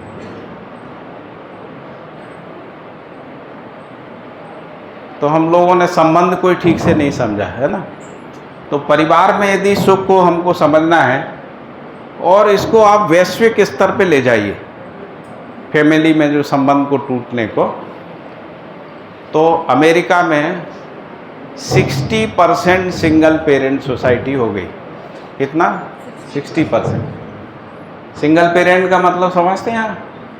सिंगल पेरेंट का मतलब किसी के माँ है, पिता नहीं है, किसी का पिता है तो माँ नहीं है। ये एक समस्या आ गई और ये समस्या बढ़ रही है। भारत में भी 15% सिंगल पेरेंट सोसाइटी हो गई, 15%। गूगल में सर्च करके सारे डायग्राम देख लीजिए, गूगल डाटा। इसका मतलब है कि हम परिवार में नहीं रहेंगे तो हम कैसे रहेंगे? अकेले रहेंगे। अकेले रहेंगे तो हमारा टाइम कैसे पास होगा? तो ट्विटर फेसबुक से ही होगा, इंस्टाग्राम से ही होगा।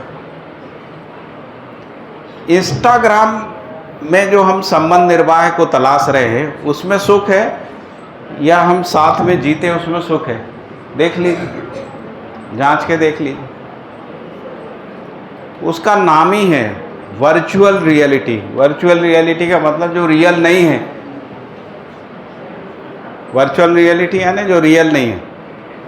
तो जो रियल नहीं है उसमें हम सुख तलाश रहे हैं, जिसको शेख चिल्ली बोलते थे हमारे यहाँ। शेख चिल्ली, शेख चिल्ली का मतलब होता है वो सोचते ही सोचता रहता है। वो सोचता है मैंने ज़मीन खरीद ली, मैंने धान लगा लिया, फिर धान में इतना हो गया कि उसमें खूब पैसा आ गया तो घर बना लिया, और ऐसे ऐसे करके वो सोचते सोचते बहुत पैसे वाला हो गया, और फिर अचानक पता लगता है कुछ नहीं है उसके पास। तो हम लोग जो है रेगिस्तान में हरियाली तलाश रहे, रेगिस्तान में, इसी को कह रहे हैं। तो मैं मीडिया का भी प्रोफेसर हूँ, तो मैंने एक बार सर्वे किया कि जो सैटरडे संडे को ट्विटर में अचानक ऐसा ग्राफ क्यों चला जाता है ट्विटर का। तो उसका कारण ये है कि वहाँ 5 डे वीक होता है ना, अकेले अकेले काम करते हैं। ट्विटर और फेसबुक के माध्यम से अपना पार्टनर तलाशते हैं, कोई मिल जाए, उसके साथ डेटिंग फिक्स करते हैं, डेट फिक्स करते हैं। डेटिंग में सब फिक्स कर लेते हैं, क्या खाएंगे, कहाँ रहेंगे, किस होटल में रहेंगे, कितना घूमेंगे। उतने के लिए ट्विटर का इस्तेमाल फ्राइडे सैटरडे को बहुत ज़्यादा होता है। वीकेंड मतलब उत्सव, वीकेंड मतलब उत्सव, क्योंकि अकेले 5 दिन तक हम कंपनी में काम करते रहे, कंपनी में भी कोई दोस्त तो है नहीं, या कंपनी में भी कोई दोस्त है तो उससे डेट तय किया, अब हम जाके कहीं सी बीच में जाके एंजॉय करेंगे, खाएंगे पिएंगे। ये जीवन है कि हम संबंध में रहेंगे, ये जीवन है, हम परिवार में रहेंगे, ये जीवन है। इसको आप देख लीजिए। तो हमको पता लगा ट्विटर में इसलिए ये है, जितना इंडिविजुअलिटी बढ़ेगी, जितना अकेलापन आएगा, उतना ट्विटर फेसबुक जो है बढ़ेगा। जितना हम अकेलापन से मुक्त होंगे उतना हमको इसका ज़रूरत नहीं होगी। जैसे जब आप अपने घर जाते हैं तो आप मोबाइल रख देते हैं, कम देखते हैं। अभ्यास पड़ गया है, वो बात अलग है कि हमको चैन ही नहीं होता, नींद नहीं आती जब तक हम इंस्टाग्राम, फेसबुक, ट्विटर में कुछ पोस्ट नहीं कर दें, किसी को लाइक नहीं कर दें, या अपने लाइक काउंट नहीं कर लें कितने हो गए, है ना। तो बात अलग है। लेकिन जब हम रिलेशनशिप में रहते हैं तो मोबाइल रख देते हैं। जब हम अकेले रहते हैं तब हमको वो रिक्तता जो होती है, उस रिक्तता को भरने के लिए सोशल मीडिया है, जिसको हम लोग सोशल मीडिया कहते हैं। उसका भी मूल कारण यही है कि हमको संबंध में जीना नहीं आ रहा है, संबंधों में पूरकता नहीं है, परस्पर सहयोग सहकारिता नहीं है, इसलिए संबंध में विरोध है, संबंध में डाउट्स हैं, एक दूसरे के प्रति डरे हुए हैं, भयभीत हैं, शंका है, संदिग्धता है, संदेह है ना। बहुत डर डर के बात करते हैं, कहीं कुछ हो ना जाए, आश्वस्त नहीं है। माता पिता बच्चों से डरे हैं, बच्चे माता पिता से डरे हैं, पति पत्नी से डरा, पत्नी, ज़्यादातर हम अपने लोगों से ज़्यादा डरे हैं, जिनको हम अपना मानते हैं उनसे ज़्यादा डरे। पराये से हम उतना नहीं डरते, जिसको हम पराया कहते हैं, अपनों से ज़्यादा डरे हुए। जबकि संबंध डर से मुक्ति के लिए था। संबंध जो है डर से मुक्ति, 1 से 2 हो जाते हैं तो भय कम होता है ना। यदि एक परिवार 1 हो जाता तो भय कम होगा कि बढ़ेगा। लेकिन यदि परिवार में सब अपने अपने दिशा में दौड़ रहे हैं तो भय बढ़ेगा, बढ़ गया। परिवारों में स्ट्रेस बढ़ गया, इंस्टीट्यूशन में स्ट्रेस बढ़ गया, इंस्टीट्यूशन में कंपटीशन आ गया, एक दूसरे की टांग खींचना, राजनीति करना। मैं बहुत सारे एकेडमिक इंस्टीट्यूशन में देखता हूँ कि प्रोफेसर लोग जितना उनको अपने सब्जेक्ट का नॉलेज होता है उससे ज़्यादा राजनीति का होता। और राजनीति मतलब नेशनल इंटरनेशनल पॉलिटिक्स नहीं, टीचर्स का पॉलिटिक्स उसका रहता, एक एक का पता रहता है। पाठक जी कहाँ जाते हैं, किसके बीच में, किस कॉफ़ी हाउस में बैठते हैं, कौन से ग्रुप के हैं, कौन सी जाति के हैं, है ना, आदि आदि सारा डाटा उनके पास रहता है। और यही कॉफ़ी हाउस में गॉसिप का मतलब भी यही होता है। कॉफ़ी हाउस में कोई बैठ के परिवार क्या है, समाज क्या है, मूल्य क्या है, इस पर थोड़ी बात करे। अरे कह ले यार वो ठाकुर साहब ने ऐसा कह दिया, अब हम देखते हैं। फिर दूसरा कहता है कि अच्छा क्या करना बताओ, फिर प्लान बनाते हैं, फिर कुछ छेड़खानी कर। यही सरकारी ऑफिसों में हाल है, एकेडमिक इंस्टीट्यूशन में है, क्योंकि संबंध का समझ नहीं है, संबंध में जीना नहीं आ रहा। मैंने आपको ग्लोबल लेवल पे, नेशनल जुडिशरी के लेवल पे, सोसाइटी के लेवल पे, फैमिली, सभी पे। बाकी आप कल्पनाशीलता आप अपना दौड़ा सकते, ठीक है। तो मैंने कहा कि ये परिवार के स्तर पे जीने का कार्यक्रम इतना है ना। फिर है समाज के स्तर पे। यदि हम अपने को शरीर मान के जीते हैं, हम शरीर हैं, सामने वाला भी शरीर है। मैं आपसे पूछूं कि माँ शरीर होती है, शरीर से ज़्यादा होती, क्या उत्तर आता है? हर संबंध शरीर से ज़्यादा होता है। शरीर तो उसमें छोटा सा भाग है संबंध में। मित्र भी शरीर से ज़्यादा होता है, क्योंकि आप मित्र के साथ खा पी सकते हैं, बस इतना ही है। लेकिन रिलेशनशिप जो है वो खाने पीने से बहुत बड़ी चीज़ है, बहुत बड़ी चीज़ है। तो समाज में यदि हम अपने को शरीर मानते हैं तो समुदाय चेतना आती। कैसे आती? जैसे मेरा शरीर जो है वो काला है ना, किसी का गोरा है, शरीर के आधार। काले और गोरे का अंदर के सारे अंग अवयव आर्गन्स एक जैसे हैं, केवल चमड़ी का रंग जो है अलग अलग है। तो ये समुदाय चेतना हो गई, एक कालों का और एक गोरों का। आपने अमेरिका में देखा गोरे काले लड़ते हैं, उसको नस्लीय चेतना बोलते हैं। नस्ल है ना, शरीर की चमड़ी का रंग, आँखों का रंग, बालों का रंग और आकृति, शरीर की थोड़ी सी आकृति। जैसे पहाड़ी आदमी का शरीर और रेगिस्तान में रहने वाला है ना, अरुणाचल प्रदेश नागालैंड का आदमी और चेन्नई का आदमी। तो नस्ल और रंग के आधार पे समुदाय चेतना आती है, यदि हम अपने को केवल शरीर मान के जीते हैं, ठीक है। यही चेतना जब पूरी दुनिया में फैलती तो युद्ध होता है। जैसे सेकेंड वर्ल्ड वार जो है वो नस्लीय चेतना का युद्ध था। तो नाजी जो थे उन्होंने कहा हमारी नस्ल दुनिया की सबसे अच्छी नस्ल है, इसलिए हमको ही पूरी दुनिया पर राज्य करने का अधिकार है। इसके विरोध में बाकी नस्ल के लोग चले गए, उससे युद्ध हुआ। उसमें 1,20,00,000 लोग मरे और युद्ध की विभीषिका में 10 करोड़ लोग मरे, सेकेंड वर्ल्ड वार। इसलिए लोग थर्ड से डरे हुए। ये है कि यदि थर्ड वर्ल्ड वार हुआ तो धरती से मानव सभ्यता खत्म हो सकती है। स्टीफन हॉकिंस ने भी यही बात बोली, ठीक है। ये समझ में आता है? अभी जो मैं बोल रहा हूँ उससे ज़्यादा मोबाइल में नहीं मिलेगा बेटा।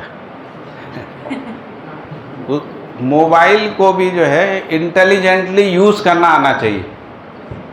नहीं तो ये जो मोबाइल है ना, ये आपकी पॉकेट खाली कराने के लिए है, क्योंकि आपका पॉकेट खाली होगा तभी तो मोबाइल कंपनी और आईटी कंपनियों का बैंक बैलेंस बढ़ेगा, जो बढ़ गया है ना।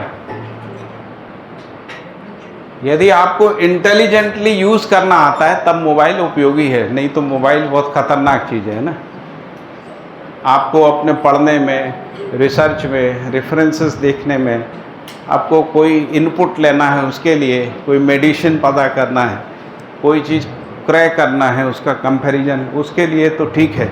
लेकिन वो भी तभी हो पाएगा जब आपको उसका इंटेलिजेंट यूज़ आता है ना।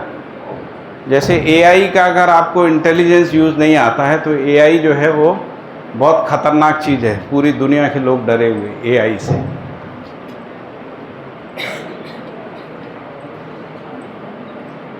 तो हम मूर्ख होके जीना चाहते हैं या समझदार होके जीना चाहते हैं? अपने से पूछना। हम ठगे जाना चाहते हैं या हमको कोई ना ठगे, हम ऐसा चाहते हैं? ना ठगे। लेकिन हम जो कर रहे हैं उसको जांच के देखना पड़ेगा कि हम जो कर रहे हैं उसमें हम ठगे जाते हैं या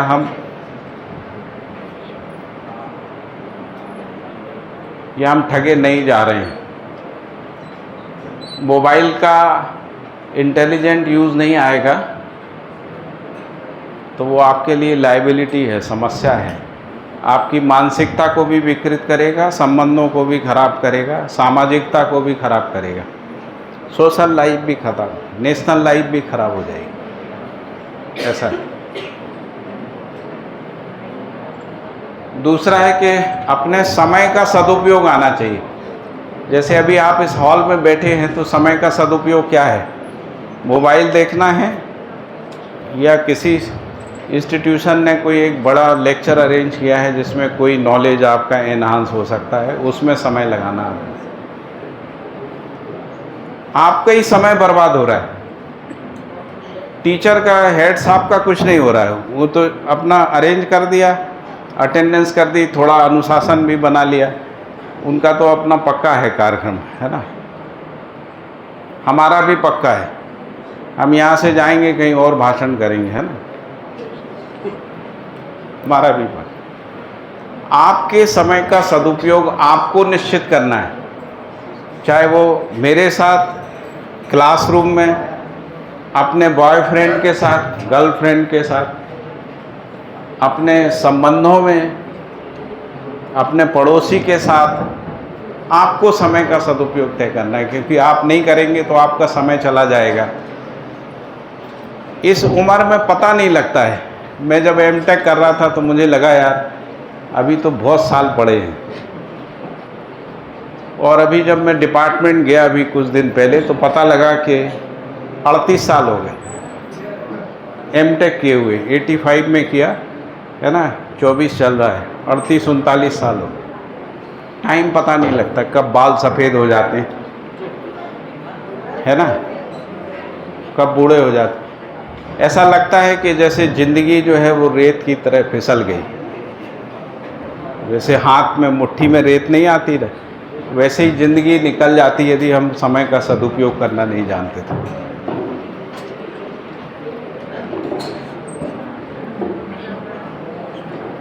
मैं 10 मिनट और ले रहा हूँ, इसके बाद टी ब्रेक करना है ना, 10 मिनट और ले रहे हैं, ठीक है।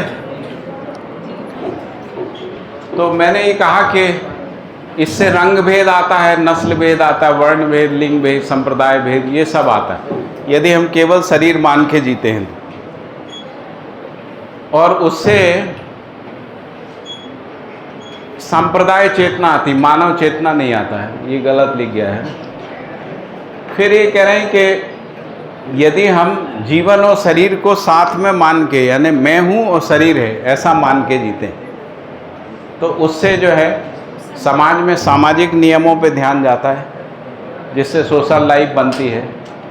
उससे असंग्रह, स्नेह, विद्या, सरलता ये सब आता है, उससे मानवीयता आती है, मानवीयता से मानवीय आचार आता है, और उससे फिर अभय आता है। यदि समाज में अमानवीयता होती है या संप्रदाय चेतना होती है तो उससे भय आता है। तो यदि हम समाज को भय मुक्त करना चाहते हैं तो हमको अपने जीने को डिज़ाइन करना पड़ेगा। इसी प्रकार से यदि हम राष्ट्रीय स्तर पे देखें तो राष्ट्रीय स्तर पे शरीर के स्तर पे ये कार्यक्रम है, ठीक है। इसको थोड़ा छोटा कर दीजिए।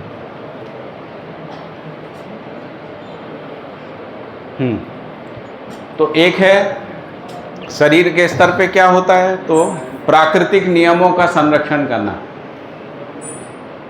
शरीर के स्तर पे क्या कार्यक्रम है, ऋतु संतुलन, खनिज संतुलन, ताप संतुलन। क्योंकि मुझे ताप से कोई फर्क नहीं पड़ता, कितना भी ताप हो, शरीर को फर्क पड़ता है ना। तो ये शरीर का कार्यक्रम है। आवर्तनशील उत्पादन को सुनिश्चित करता हूँ और संरक्षण संवर्धन को सुनिश्चित करता हूँ। प्रकृति का संरक्षण, जल का संरक्षण, जंगल का संरक्षण, उसका संवर्धन, है ना, ये शरीर को लेके कार्यक्रम। लेकिन राष्ट्र के स्तर पे जीवन को लेके क्या कार्यक्रम है, जो जीने वाला मैं जिसको हम कहते हैं, वो उस पर थोड़ी सी बात आप भी करेंगे अभी। तो वो है मानव मानसिकता। हम सब मानव हैं, जैसे स्त्री भी मानव है, पुरुष भी मानव है ना। जैसे सभी संप्रदाय के लोग मानव हैं, हर धर्म को मानने वाला मानव है। मानव चेतना के लिए काम करना, ये राष्ट्र के स्तर पे काम है। फिर स्वतंत्रता की प्रवृत्ति। अभी हम लोग स्वतंत्र हैं या परतंत्र हैं, क्या लगता है? किसान स्वतंत्र है या परतंत्र है? शिक्षक स्वतंत्र है या परतंत्र है? ब्यूरोक्रेट स्वतंत्र है या परतंत्र है? पॉलिटिशियन स्वतंत्र है या परतंत्र है? क्या लगता है? किसान स्वतंत्र है या परतंत्र है? सोचिए, मेरे हिसाब से सभी परतंत्र। शिक्षक जो करना चाहता वो कर नहीं पा रहा, किसान जैसे उत्पादन करना चाहता वो कर नहीं पा रहा, क्योंकि बीज, पानी, बिजली सब पे वो दूसरे पे निर्भर है, उसमें स्वायत्तता आ ही नहीं पा रही है, इसलिए परतंत्रता है। और राष्ट्र का काम है स्वायत्तता को सुनिश्चित करना, स्वतंत्रता को सुनिश्चित करना, उससे राष्ट्रीयता का उदय होता है, उससे स्वराज जाता है। अंतर्राष्ट्रीय स्तर पे शरीर के साथ यही कार्यक्रम है, प्राकृतिक नियम का संतुलन, ऋतु संतुलन। इसलिए आप देखेंगे कि यूएन में इसी पे बात होती रहती, क्लाइमेट चेंज है ना, ग्लोबल वार्मिंग, यानी जो प्राकृतिक नियम, नियंत्रण, संतुलन, यही इंटरनेशनल एजेंडा होता है सारे इंटरनेशनल ऑर्गेनाइजेशंस का, है ना। ये शरीर के स्तर पे कार्यक्रम, और जीवन के स्तर पे, चेतना के स्तर पे कार्यक्रम क्या है, तो मानव चेतना और मानव मानसिकता का विकास करना। इसीलिए यूनाइटेड नेशन ने एक प्रस्ताव पारित करके कहा कि मानव जाति एक ही नस्ल है, होमोसेपियन नस्ल है ना। नस्लीय चेतना को उन्होंने कहा कि अपराध है।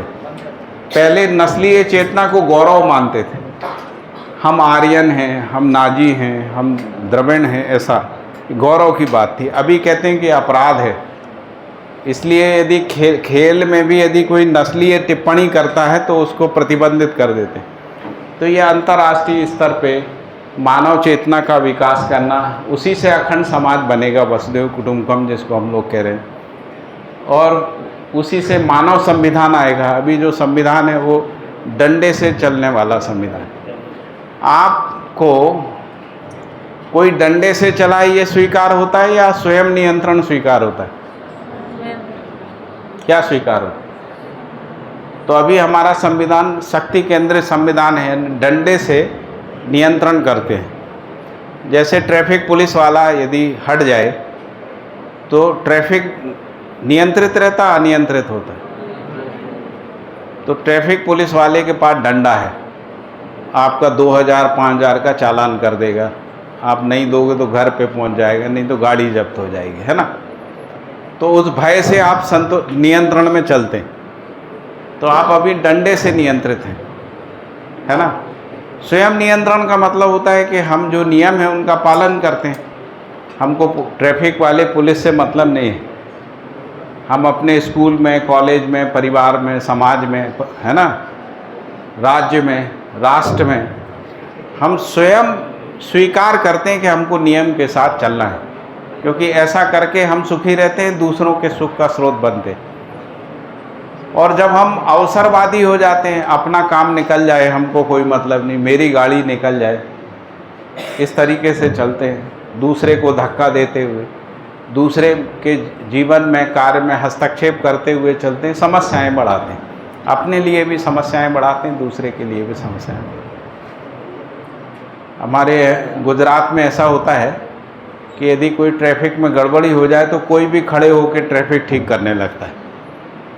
तो ये एक अच्छा संस्कार है वहाँ, है ना। गाड़ी रोक देगा किनारे, आप ऐसे निकल जाइए, आप इधर से ऐसे कर लीजिए, और लोग उसका कहना भी मानते हैं यदि ट्रैफिक पुलिस नहीं। मतलब एक सोशल कंट्रोल है, और समाज में इसका स्वीकृति भी है। यदि कोई करता है उसको लोग एप्रिशिएट करते हैं, मानते हैं, उसका कहना मानते हैं। इसको सामाजिकता कहते हैं। वैसे ही हम इस शहर को, अपने परिवेश को, अपने परिवार को, है ना, हम ठीक रख सकते, पूरी दुनिया को हम ठीक रख सकते हैं यदि हम केवल मानव चेतना से संपन्न हो जाएं। तो इन सब के सह अस्तित्व में अस्तित्व है, इस सब के साथ जीने में, जिसको हम कह रहे हैं कि मानव का जीना है, इसको समझना ज़रूरी है। एक और बात है, यदि मुझे समय मिलेगा तो मैं आधे घंटे और बात करूँगा।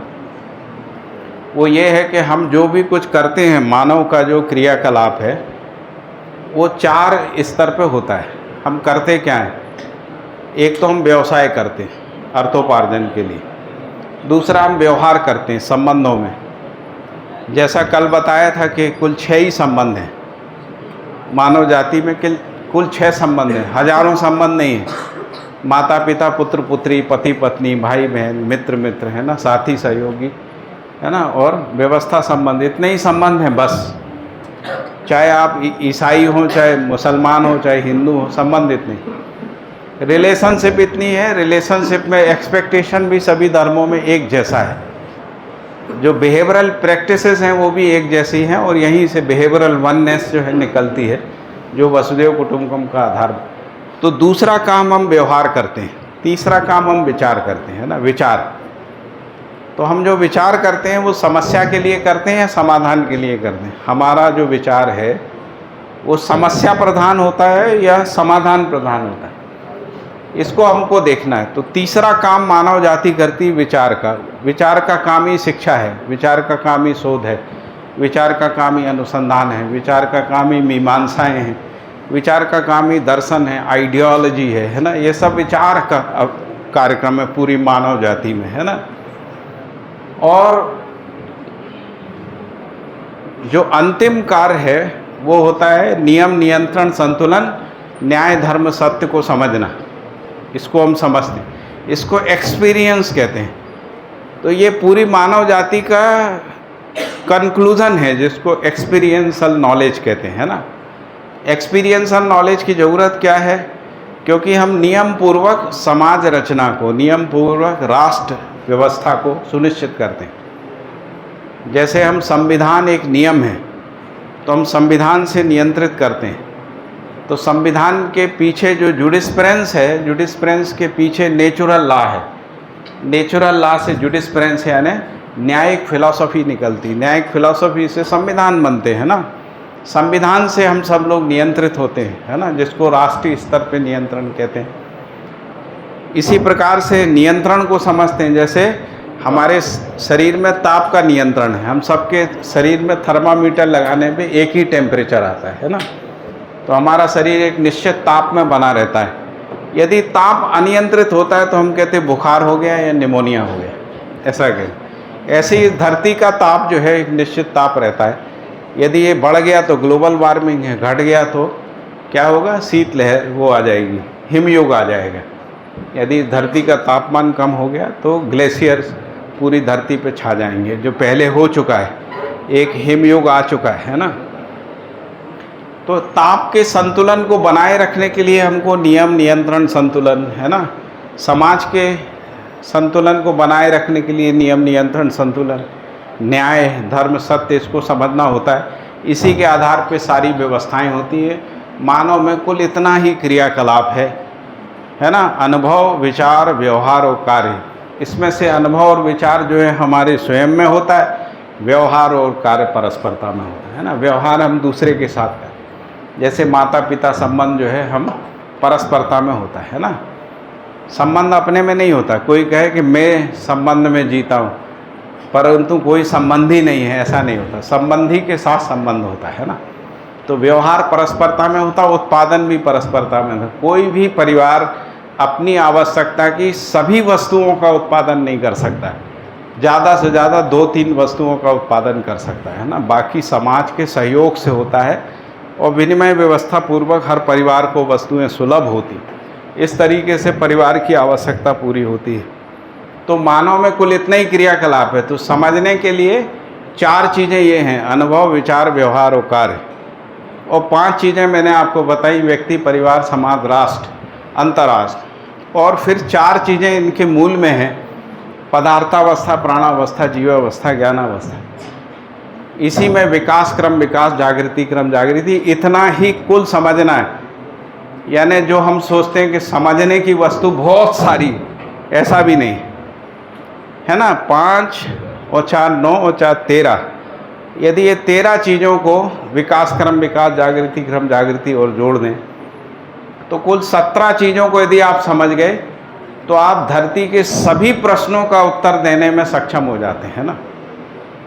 मैं दुनिया के किसी भी व्यक्ति को समझा सकता हूँ, चाहे वो नोबेल लॉरिएट हो, चाहे वो यूनाइटेड नेशन का कोई बड़ा पदाधिकारी हो, चाहे किसी भी विषय का प्रोफेसर हो। मेरे को इतनी चीज़ें आती हैं, मैं इन सब प्रश्नों के उत्तर देने में सक्षम हो गया। बहुत बहुत धन्यवाद, आप सबका समय लिया। फिर मिलते हैं।